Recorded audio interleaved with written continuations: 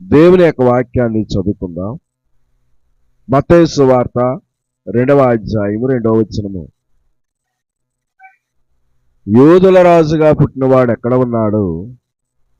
తూర్పు దిక్కున మేము ఆయన నక్షత్రము చూసి ఆయనను పూజింపవచ్చుమని చెప్పింది. కనుక ఇక మత్తయి సువార్త 2వ అధ్యాయము 2వ వచనములో ఒక ప్రశ్న ఒకటి మనకు కనపడుతుంది.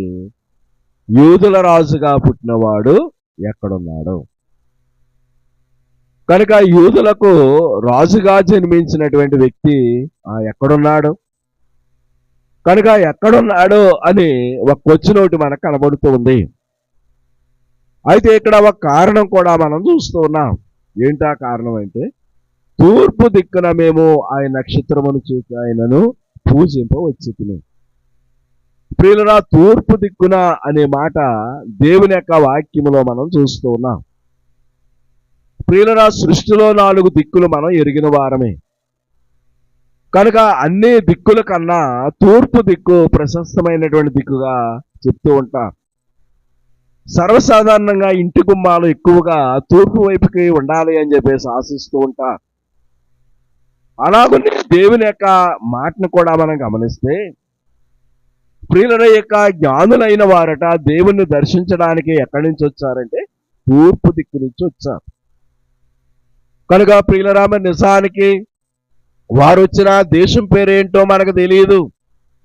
కనుక వారు వచ్చినటువంటి యొక్క ఏర్పాటు అనేది మనకు కనబడుతుంది. కానీ వారు ఏ దేశము నుంచి వచ్చారో లేక ఏ ప్రాంతము నుంచి వచ్చారో స్పష్టమైనటువంటి ఆధారం ఇక్కడ మనకు కనబడటం లేదు. అయితే ప్రియులరా, మరి నిజానికి వారు 2 సంవత్సరాలట ప్రయాణం చేసి వాళ్ళ దేశం నుంచి ఈ పాలస్తీనా దేశం వచ్చినట్టు మనం గమనిస్తూ ఉన్నాం. ప్రియులరా, నేటి దినాల్లో ప్రయాణాలు చాలా సులువైపోయినాయి. కనుక నేటి కాలంలో ప్రయాణ సాధనాలు చాలా సులువుగా ఉన్నాయి. కనుక ఒక ప్రాంతం నుంచి మరొక ప్రాంతానికి వెళ్ళటానికి, ఒక దేశం నుంచి మరొక దేశం వెళ్ళటానికి ప్రయాణ సాధనాలు చాలా సులువుగా మనం ఏర్పాటు చేసుకుంటూ ఉన్నాం. కానీ పూర్వకాలము అలాంటి ప్రయాణ సాధనాలు ఏవి కూడా లేవు. ఒక మనిషి ఒక చోటు నుంచి మరొక చోటికి వెళ్ళాలి అంటే ఆ ప్రయాణాన్ని గురించి ఆలోచన చేస్తూ ఉంటాడు. నేను ఆ స్థలానికి వెళ్తే నాకు ప్రయాణ సాధనం అనేది ఉంటుందా? నేను సులువుగా ప్రయాణం చేయగలనా? నా యొక్క ప్రయాణం సులువుగా ఉంటుందా, కష్టంగా ఉంటుందా? ఇవన్నీ కూడా ప్రయాణ సాధనాల విషయంలో మనుషులు ఆలోచన చేస్తూ ఉంటారు. కనుక ప్రియులరా, మనుషుల వారి యొక్క ప్రయాణాలు సులువుగా ఉండాలని, అంతేకాదు సుఖంగా ఉండాలని కూడా మనుషులు ఆశిస్తూ ఉంటారు. కానీ వీరు ప్రయాణం చేస్తున్నటువంటి విధానం అనేది చాలా కష్టంగా దేవుని యొక్క పరిశుద్ధ గ్రంథంలో మనం చూస్తున్నాం. ప్రియులరా, అంతేకాదు నేటి దినాల్లో ఆ యొక్క ప్రయాణాలు చేసే విధానం కూడా, అంటే ప్రయాణ సాధనాలు మనకు ఉన్నాయి. రెండవది, మరి పెద్ద సెల్ అంటే టచ్ సెల్ మన దగ్గర ఉంటే ఎవరిని కూడా మనము అడగక్కలేని పని ఉంది. ప్రియులరు, ఎవరిని కూడా మనం అడగక్కర్లేదు. కనుక ప్రియులరా, మరి నిజానికి మన ఉపవాస కోటాలో పాస్టర్ గారు నన్ను ఆ యొక్క గూగుల్ మ్యాప్లో పెట్టమన్నారు. పెట్టాను. ఎవరిని అడగలేదు, వచ్చి ఆయన గుమ్మాల ఆగాడు. ప్రియులరా, ఎవరిని అడగవలసిన అవసరం లేదు, ఎవరిని అడగవలసినటువంటి పని లేదు. కానీ ఆ కాలంలో అలాంటివి ఏమైనా ఉన్నాయా అంటే ఏమీ లేవు. కనుక ప్రియులరా, ప్రయాణం అనేది చాలా కష్టం, ప్రయాణం అనేది చాలా ఇబ్బంది. కానీ అలాంటి సమయంలో ఆ జ్ఞానులైన వారట 2 సంవత్సరాలు ప్రయాణం చేసి బాలుడైనటువంటి యేసు ప్రభుని దర్శించడానికి వచ్చారు. ప్రియులరా, వీరు తూర్పు దేశపు జ్ఞానులని వాక్యంలో మనం చూస్తున్నాం. చూడండి, 1 రాజుల గ్రంథము 4వ అధ్యాయం 30వ వచనములో,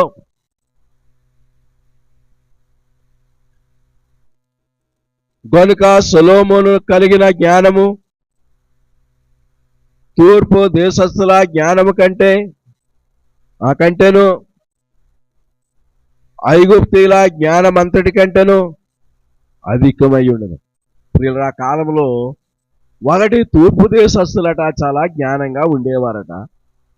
రెండవది ఐగుప్తు దేశస్తులు కూడా ఎలా ఉండేవారంటే చాలా జ్ఞానంగా ఉండేవారు. కనుక ప్రియులారా, వీరు తూర్పు దేశపు జ్ఞానులని మనం దేవుని యొక్క వాక్యంలో చదువుకుంటూ ఉంటాం. కనుక ప్రియులారా, ఈ తూర్పు దేశస్తులట చాలా జ్ఞానము కలిగినటువంటి వారు. కనుక వీరుకున్నటువంటి జ్ఞానము చాలా ఉన్నతమైనటువంటి జ్ఞానంగా పరిశుద్ధ గ్రంథం మనకి చూపిస్తూ ఉంది. ప్రియులారా, లోకంలో మనిషి ఏం కలిగి ఉంటాడో కలిగి ఉన్న దానిని బట్టి మనిషి గర్వాన్ని ప్రదర్శిస్తూ ఉంటాడు. ప్రియులారా, పదవి ఉన్నవారు పదవి గర్వములో ఉంటారు. ప్రియులారా, ధనము కలిగినటువంటి వారు ధన గర్వములో ఉంటారు. జ్ఞానము కలిగినటువంటి వారు జ్ఞాన గర్వం కలిగి ఉంటారు. ప్రియులారా, సౌందర్యవంతులు సౌందర్య గర్వం అనేది లోకంలో మనం ఎరిగిన వారమే. ప్రియులారా, మీరు నిజానికి గర్వమట మనిషిని ఎక్కడికి నడిపిస్తుంది అంటే నాశనానికి నడిపిస్తుందని వాక్యంలో మనం చూస్తున్నాం. ప్రియులారా, నిజానికి ఈ జ్ఞానుల్లో గర్వం అనేది ఉందా అంటే లేదు. జ్ఞానులమని గర్వపడకాదు,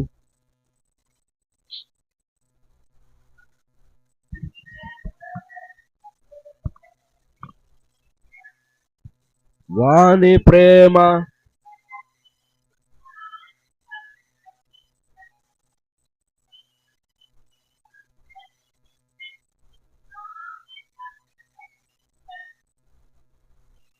వెళ్ళి చూచినాము స్వామి యేసుక్రీస్తును. కనుక ప్రియులరా, లోకములో ఉన్నటువంటి ఎవరైనా కానీ వారు కలిగి ఉన్నదాన్ని బట్టి ఏం చేయకూడదంటే గర్వించకూడదు. ప్రియులరా, ఒక మనిషి గర్వం అనేది కలిగి ఉంటే ఆ గర్వం మనిషిని నాశనానికి నడిపిస్తూ ఉంది.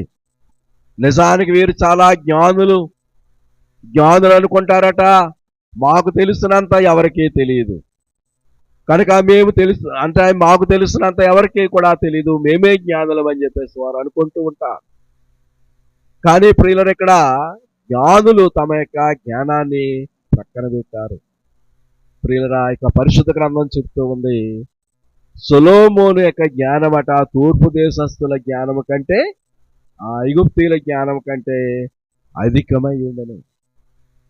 కనుక ప్రియులరా, జ్ఞానులైన వారు జ్ఞానాన్ని దర్శించడానికి వచ్చారట.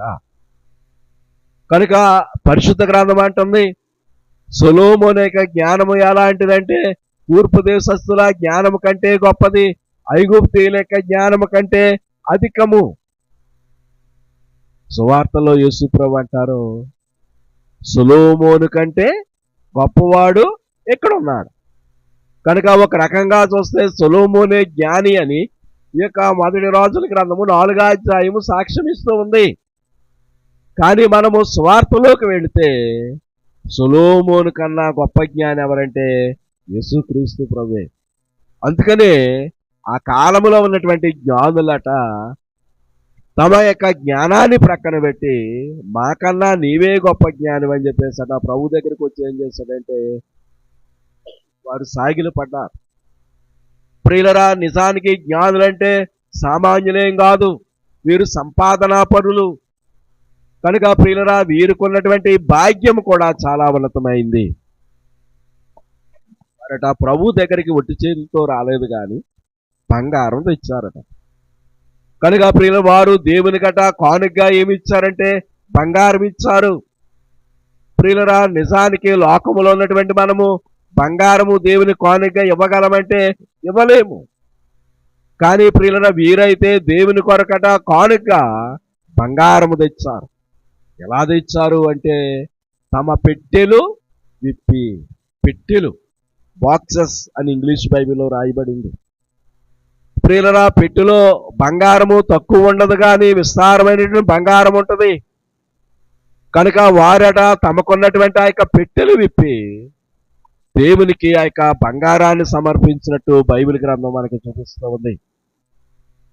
అలాగనే ప్రియులరా, మరి నిజానికి లోకంలో ఉన్న చాలా మంది దేవుని దగ్గరకు రాలేరు. కనుక వారుకున్నటువంటి పనులను బట్టి కానీ మాట్లాడకండి, ఎందుకు మాట్లాడుతున్నారు? కనుక ప్రియులరా, మరి వారుకున్నటువంటి పనులను బట్టి కానీ, వారుకున్నటువంటి కార్యములను బట్టి కానీ, లేక వారుకున్నటువంటి వ్యాపారములను బట్టి కానీ, వారుకున్న ఉద్యోగాలను బట్టి కానీ, అనేకమైన కారణాల చేతట అనేకులు దేవుని దగ్గరకు రాలేకపోతూ ఉన్నారు. ప్రియులరా, దేవుని దగ్గరకు వచ్చిన ప్రతి వారిని కూడా దేవుడు ఏం చేస్తారంటే దీవిస్తారు. కనుక ప్రియులరా, దేవుని దీవెన మనిషికి కావాలి అంటే మనిషట ఎక్కడికి రావాలంటే దేవుని దగ్గరికి రావాలి. ప్రియులరా, దైవజనులు నోట్స్లో ఒక మాట రాస్తారు. ఏంటంటే, దేవుని దగ్గర కట మనం ఆలస్యంగా రాకూడదు అన్నట్టు. ఎలా రావాలంటే త్వరగా రావాలట. తండ్రి గారు చెప్పినటువంటి మాట ఏంటంటే, త్వరగా వచ్చే వారి యొక్క సమస్యలట దేవుడు త్వరగా తీరుస్తారట. ప్రియులరా, త్వరగా వచ్చే వారి యొక్క సమస్యలట దేవుడు ఎలా తీరుస్తారంటే త్వరగా తీరుస్తారు. అయితే ప్రియులరా, సర్వసాధారణంగా లోకంలో ఉన్నటువంటి మనము దేవుని దగ్గరికి ఆలస్యంగా వస్తాం. మన సమస్యలు మాత్రం త్వరగా తీరిపోవాలని అనుకుంటాం. అంటే మనమే తెలివైనోడు అన్నమాట. కానీ ప్రియులరా, పరిశుద్ధ గ్రంథం యొక్క ఏర్పాటుని కానీ మనం గమనిస్తే, దేవుడు సువార్తలో సత్యాన్ని చెప్పాడు. మీరు ఏ కొలతతో కొలుస్తారో అదే కొలతతో మీకు కూడా కొలవబడద్దు. ప్రియులరా, సర్వసాధారణంగా నేను గమనిస్తూ ఉంటాను. కొంతమంది వాక్యం చెప్పేటప్పుడు వస్తూ ఉంటాను. ప్రియులరా, కొంతమంది ఆ యొక్క పాపపు ఒప్పుదల అయిపోయిన తర్వాత వస్తూ ఉంటారు. కనుక ప్రియుల, కొంతమంది పరలోక ప్రార్థన చేసే సమయంలో కూడా రావటం మనం గమనిస్తూ ఉంటాం. కానీ మందిరానికి వెళ్ళే విషయంలో ఉన్నట్టు మనం త్వరపడుచు వెళ్ళాలి. కనుక మనం త్వరపడుచు వెళితే దేవుడు కూడా మనకి అంశాలకి నెరవేర్పు ఎలా ఇస్తారంటే త్వరగా ఇస్తారు.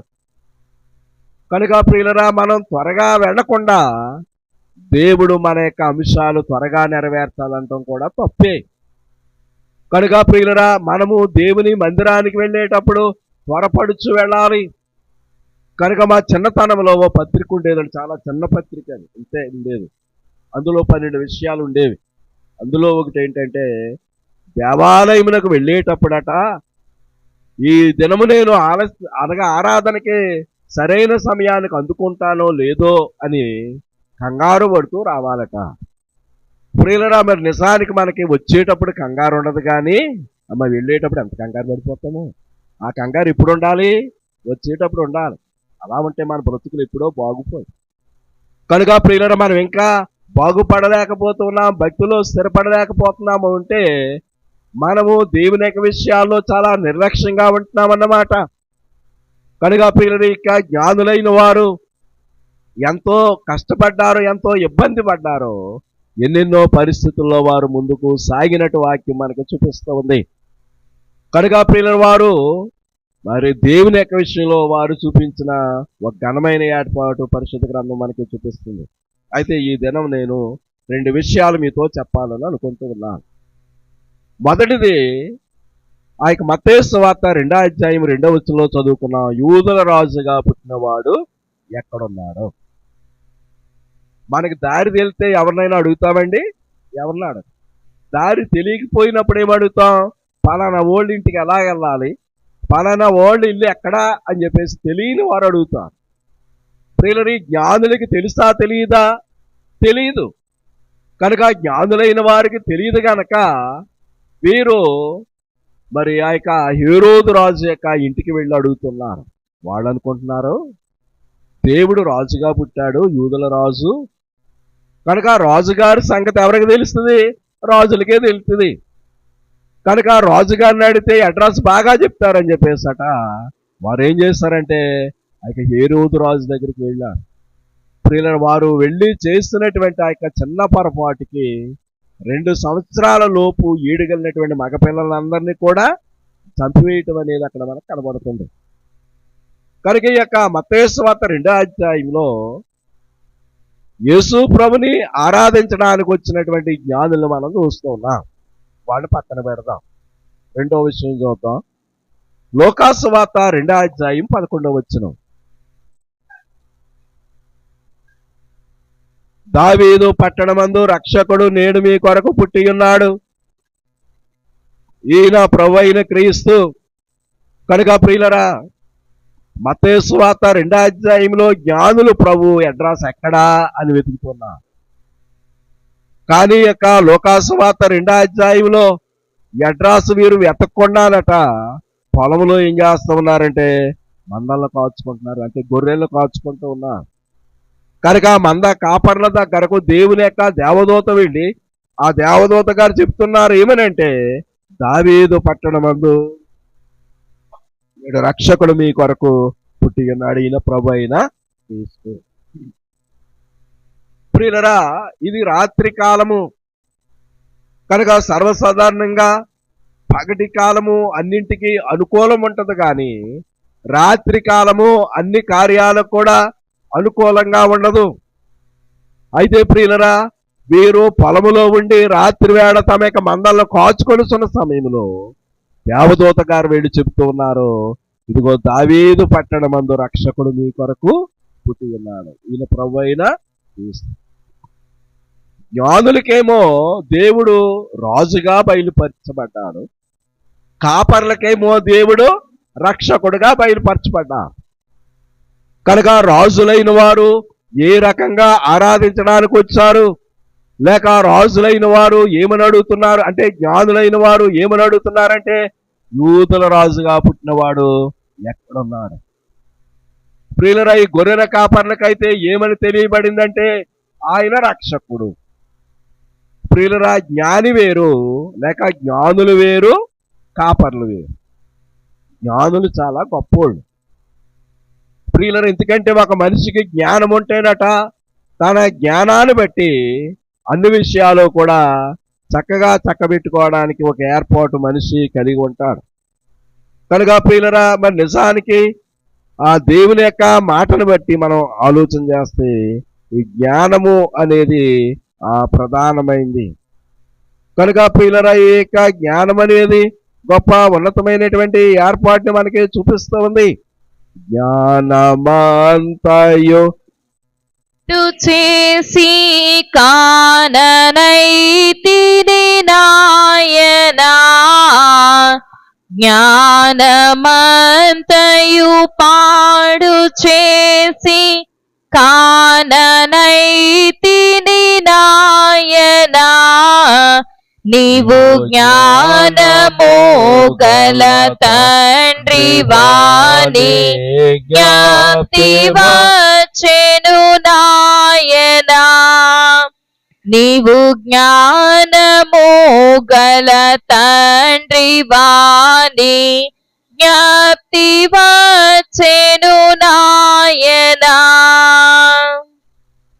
ప్రియులరా, ఇక్కడ జ్ఞానము అనేది మనకు కనబడుతుంది. అసలు నిజంగా జ్ఞానం అంటే ఏంటి చూద్దాం. సామెతల గ్రంథం 9:10 యెహోవా యందు భయభక్తులు కలిగి ఉండుటయే జ్ఞానమునకు మూలము, పరిశుద్ధ దేవుని గూర్చిన తెలివియే వివేచనకు ఆధారం. కనుక దేవుని యందు భయభక్తులు కలిగి ఉండటమే జ్ఞానమునకు మూలము.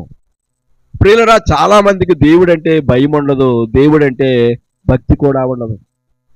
కనుక లోకంలో చాలా మందిని మనం గమనిస్తే ప్రియులరా, భయభక్తులు లేకుండా బ్రతికేవారు చాలా మందిని మనం చూస్తూ ఉంటాం. కనుక ప్రియులరా, వారికి దేవుని మీద భయం కానీ భక్తి కానీ ఏమీ ఉండదు. వారు భయభక్తులు లేని వారట ఎక్కడికి రాలేరంటే దేవుని దగ్గరికి రాలేరు. కానీ ప్రియులరా, జ్ఞానులకి ఏముంది? భయము ఉంది, భక్తి ఉంది. ప్రియులరా, ఒక విధంగా మనం ఆలోచన చేస్తే ఈ యొక్క మత్తయి సువార్త 2:00 ఉన్నటువంటి వారు జ్ఞానులు దేవుణ్ణి ఆరాధించారు. అలాగున్నే ఆ యొక్క లోకాసువార్త 2:00 మనకు కనబడుతున్న వారు ఎవరంటే గొర్రెల కాపర్లు. వారు కూడా దేవుని ఏం చేశారు? ఆరాధించారు. జ్ఞానుల ఆరాధనని ఆయన అంగీకరించారు, కాపర్ల యొక్క ఆరాధన కూడా ఆయన అంగీకరించారు. ప్రియులరా, దేవుని దగ్గరకు వచ్చిన తర్వాత భాగ్యవంతుడైనా ఒకటే, భేదవాడైనా ఒకటే. కనుక ప్రియులరా, దేవుని దగ్గరకు వచ్చిన తర్వాత భాగ్యవంతుడైనా భేదవాడైనా అందరూ కూడా ఆయన దృష్టిలో సమానులే. కనుక భాగ్యవంతుల యొక్క ఆరాధన ఆయన అంగీకరించారు.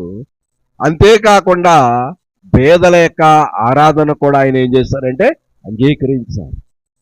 ప్రియులరా, దేవుని దగ్గరకు వచ్చిన తర్వాత పేదలని భాగ్యవంతులని ఏ విధమైనటువంటి వ్యత్యాసం అనేది ఉండకూడదు. కనుక ప్రియులు, నిజానికి జ్ఞానులు చాలా ఉన్నతమైన స్థితి కలిగినటువంటి వారు. ప్రియులరా, మనం ఎవరో చెయ్యలేని కార్యాన్ని ఈ జ్ఞానులు చేస్తూ ఉన్నారు. ఏంటంటే వారు దేవుని కొరకట బంగారాన్ని అర్పణగా వారు అర్పిస్తూ ఉన్నారు.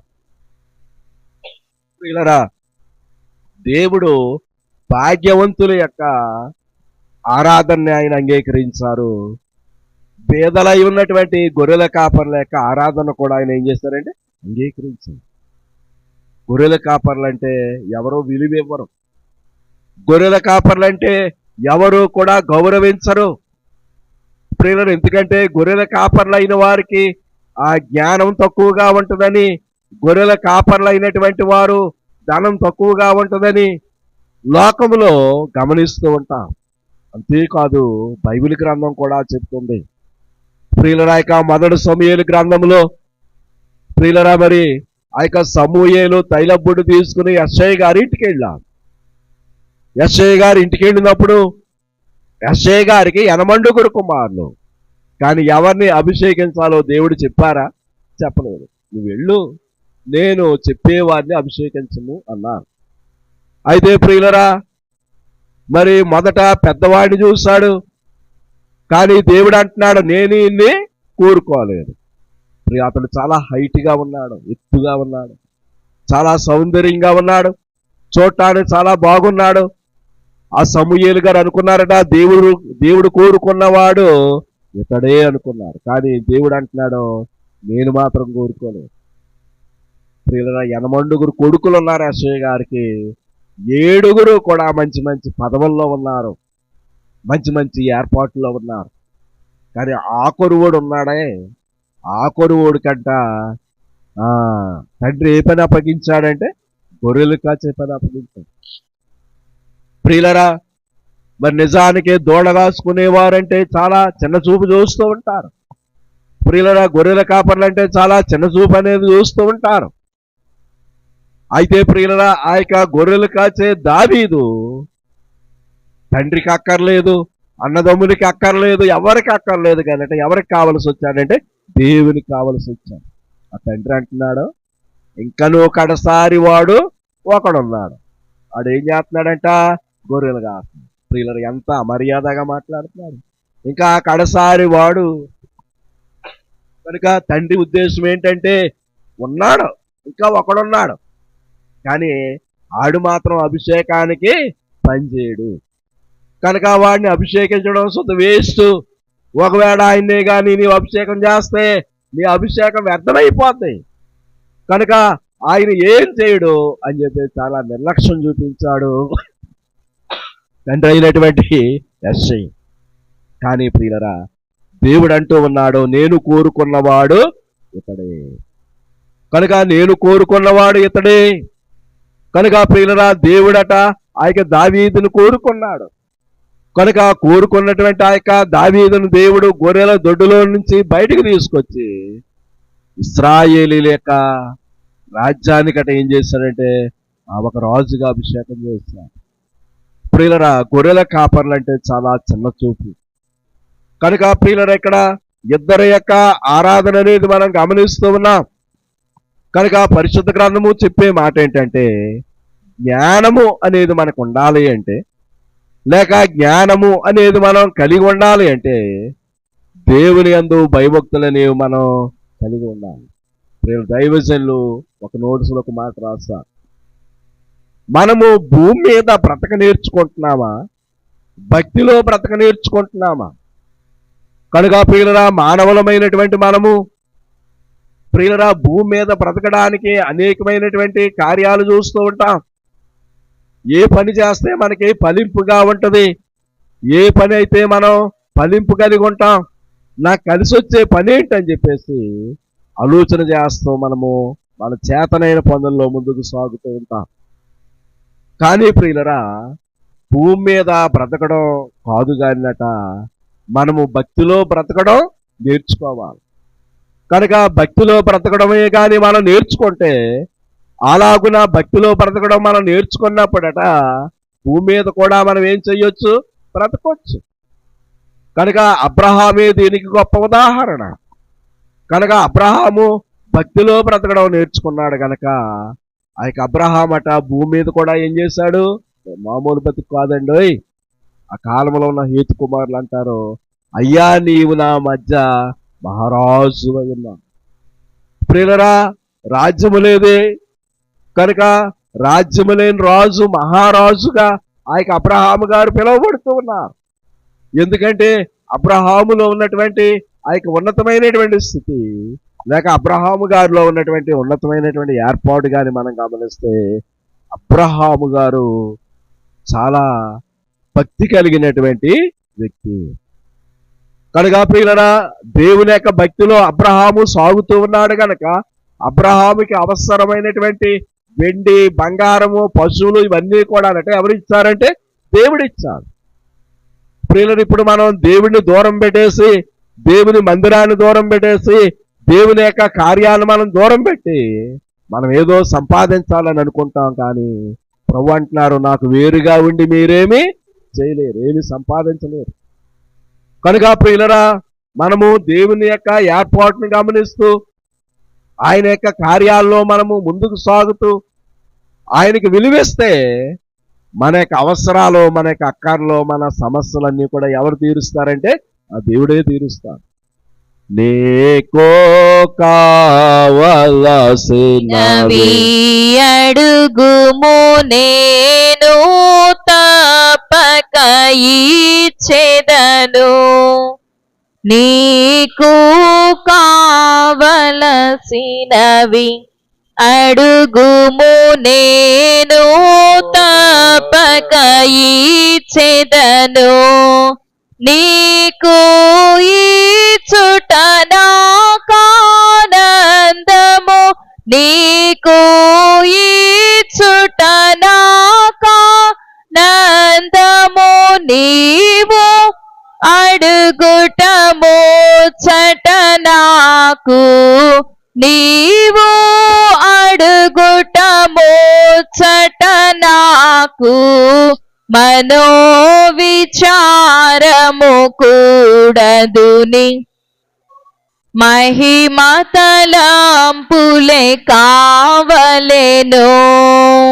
కనుక ప్రియులరా, యేసుక్రీస్తు ప్రభు దేవుడని అందరికీ తెలుసు.